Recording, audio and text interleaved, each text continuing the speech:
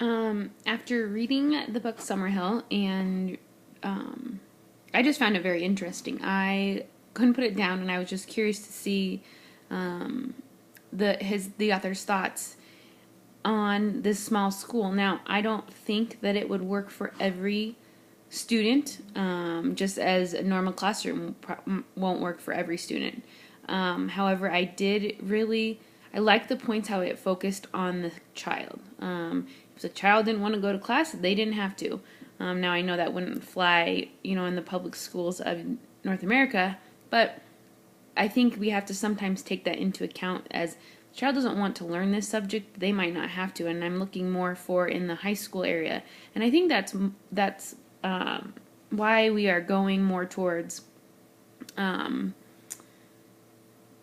the job-related classes instead of just, everyday math and reading and writing. And the kids want more of a focus for their classes that is going to help them in the workforce, that they might not have to go to college. And I think in this aspect, the kids then get more interested.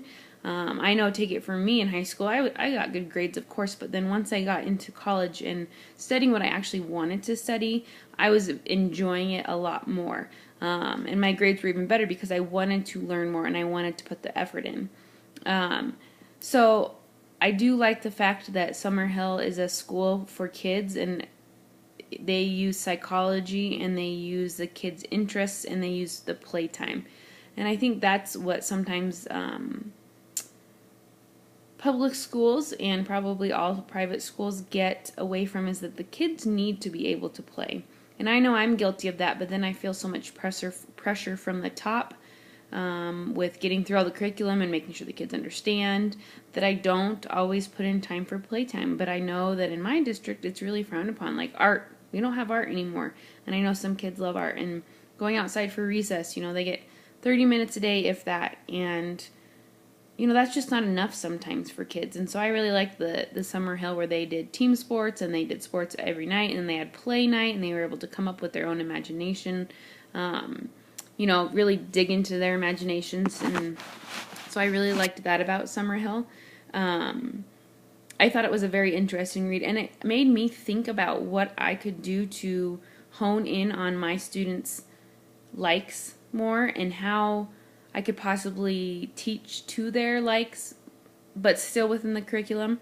And I think that anytime a book really makes me think and ask questions of what I can do better, based on the findings or based on how other classrooms are run, it's a good read. And so I enjoyed reading it. I don't see that happening anytime soon. I think nowadays schools are trying to hone in on kids' skills more so that they become successful, because sometimes college isn't the answer and the university isn't the answer. But I feel we're headed in the right direction in that aspect. I also feel, in the K through 5 grades, we are getting pushed so much to cover so much material, and sometimes the kids aren't ready. And I think a lot of the students at Summerhill, they just weren't ready. And when they were ready and when they found interest, then they were able to succeed.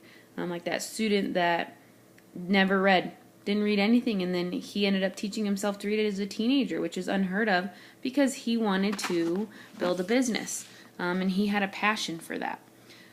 So I think as an educator, I want to remind myself to delve into the kids' passions, and that's where the relationships comes from with the kids, getting to know you getting to know them, and having that open communication with them. But I thought it was a great read, and I loved that it made me think about how I could better my teaching in the classroom, and open my eyes to how it could be run. So overall, it was a great read.